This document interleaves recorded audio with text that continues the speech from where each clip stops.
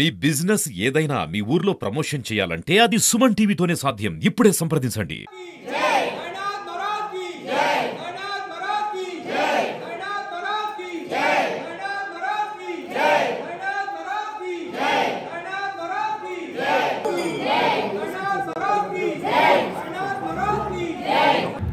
ఓం సాయిరాం.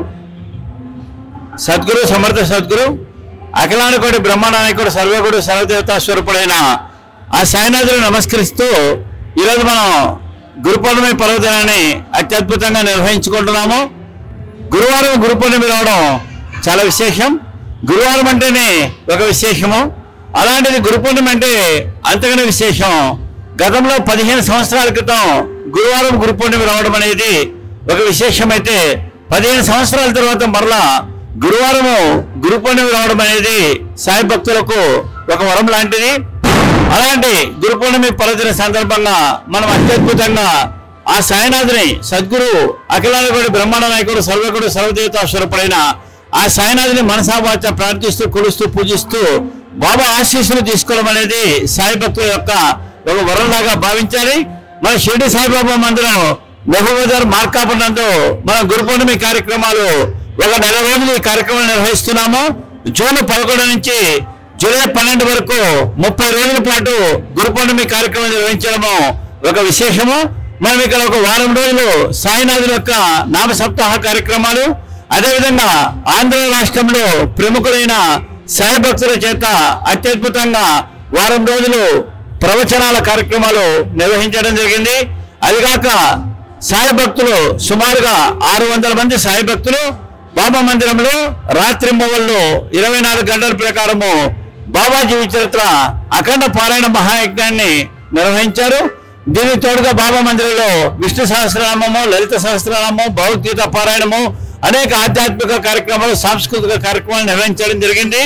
అదేవిధంగా మనము షిరిడి నుంచి సాక్షాత్తు బాబా గారు సృజించిన పాదుకలు, బాబా గారు సృజించి సమర్పించిన వారి జీవితంలో బాబా గారు జీవించినప్పుడు తాకిన పాదుకలను మన మార్కాపురంలో జూలై 6వ తేదీ ఆదివారం మనము ఇక్కడ తెప్పించడం జరిగింది. ఆ పాదుకలతోటి కొన్ని వేల మంది ఆ పాదుకలను దర్శించుకున్నారు. ఆ పాదుకలతోటి నగరోత్సవ కార్యక్రమం కూడా అత్యద్భుతంగా సుమారుగా ఒక 1000 మంది మహిళలతోటి అత్యద్భుతంగా నగరోత్సవ కార్యక్రమం జరుపుకున్నాం. ఈరోజు గురు పౌర్ణమి. ఈ గురు పౌర్ణమి పర్వదినాన ఉదయం మనము ఈ యొక్క కాకడ హారతి మొదలు పెట్టుకొని, అదేవిధంగా పంచామృత అభిషేకాలు మొదలు పెట్టుకొని, సాయి సత్యవ్రతాలు మొదలు పెట్టుకొని ఈరోజు ఈ కార్యక్రమాలు నిర్వహించడం జరిగింది. విచిత్రం ఏమిటంటే సుమారుగా 25,000 మంది ఈరోజు బాబాను దర్శించుకున్నారు. ఇక్కడ 25,000 మందికి పైన మనము ప్రసాదాలు కూడా ఏర్పాటు చేయడం జరిగింది.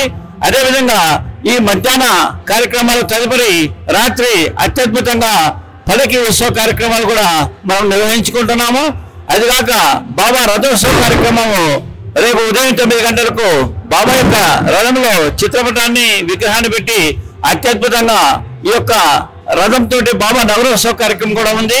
అలాంటి ఈ గురు పౌర్ణమి ఈరోజు గురువారం రావడంతో అనేక మంది భక్తులు కుప్పలు కుప్పలుగా అనేక మంది భక్తులు ఎంతో మంది వచ్చి ఈ యొక్క అద్భుతమైన అవకాశాన్ని ఉపయోగించుకుంటున్నారు.